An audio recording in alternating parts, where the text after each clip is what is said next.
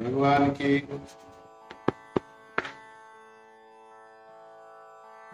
असंख्य अवतार है, हरि अनंत अवतार। तो अवतार अंत नहीं कर सकते भगवान। भगवान सृष्टिकर्ता के रूप में अवतरण होते हैं, अवतरित होते हैं। भगवान ही ज्ञान प्रदायक स्वरूप मुनि के रूप में अवतरित होते हैं। नारद जी के रूप में भगवान का ही स्वरूप।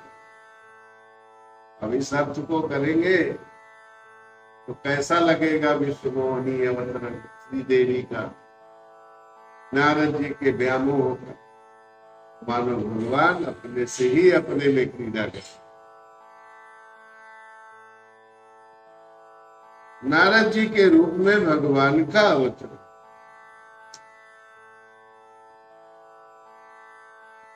सूत जी ने कहा सुनने, कैसा लगेगा कहने सुनने। भक्तों के लिए, देवताओं के लिए, धरती की रक्षा करने के लिए भगवान शूकर रूप में भी आए। शूकर रूप पर हम जब शूकर अवतार का निवेदन करते हैं तो एक संदेश पाते हैं। अच्छा कार्य अगर जीवन में हो तो तत्काल में अगर हमें स्वर बन जाना पड़े तो बनेगा। संकोच नहीं करना चाहिए। यद्यपि शूकर शब्द का अर्थ होता है, सु तो अति का वाचक है, माने मजबूत हाथ।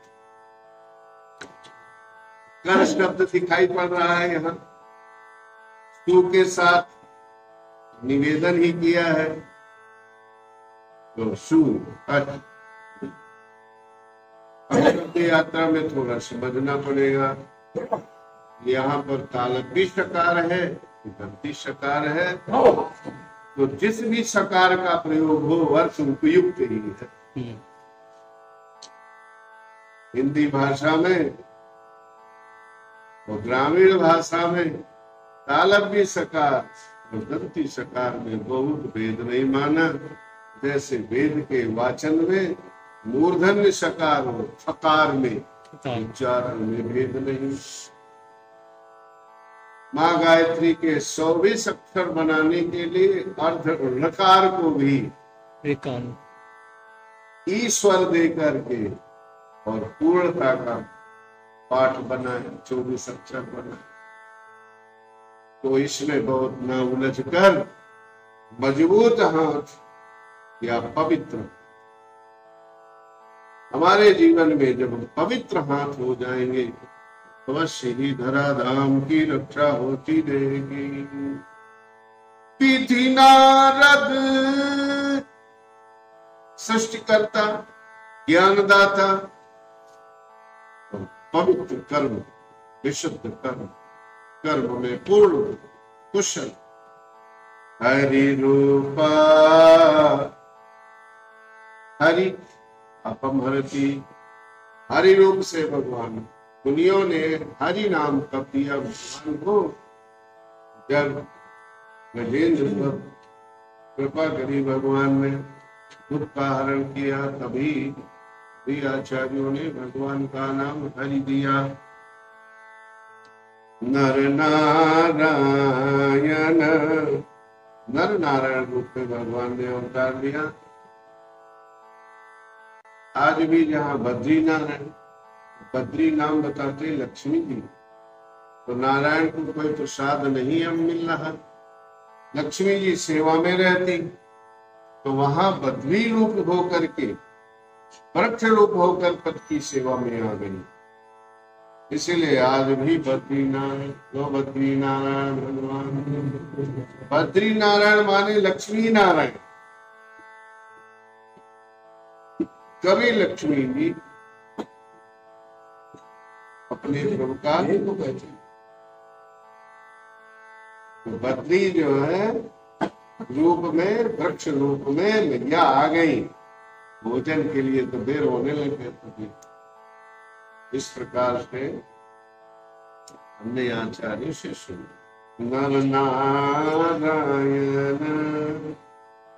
कमठ अनूपा, अनुपमेय कमठ रूप से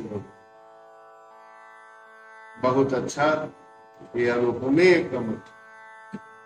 भागवत पुराण में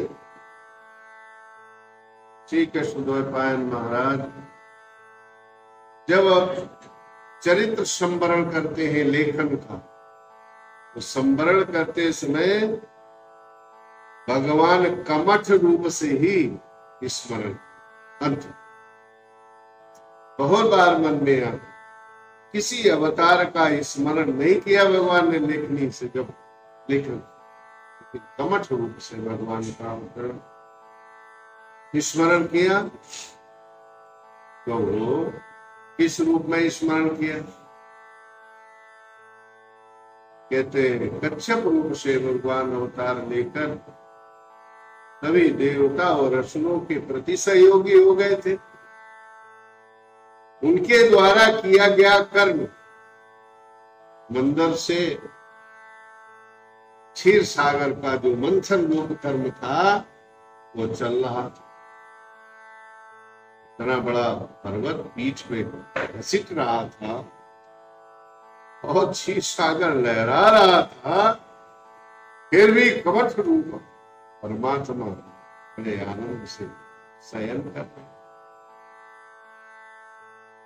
शयन हलचल मच जाए, नगाड़ा मच जाए, नींद नहीं आती, मुश्किल होता है। इतनी विषम परिस्थितियां हैं वहां पे, और फिर भी कच्छप भगवान सुख से शयन करते हैं, लंबी लंबी सांसों। उदाहरण के रूप में क्या है?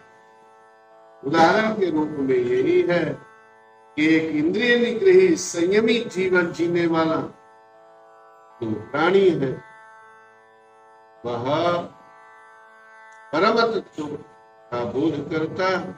संसार में चाहे जितनी उथल पुथल मचती रहे, अवतारों से कुछ ना कुछ शिक्षा मिलती है। कपिला रूप से भगवान का अवतार, यज्ञ रूप से भगवान का अवतार, सभी प्राणियों के हृदय में आत्म रूप से भगवान का अवतरण, दत्तात्रेय रूप से। आगे विस्तार के साथ सभी अवतार चरित्रों का वर्णन करते हैं।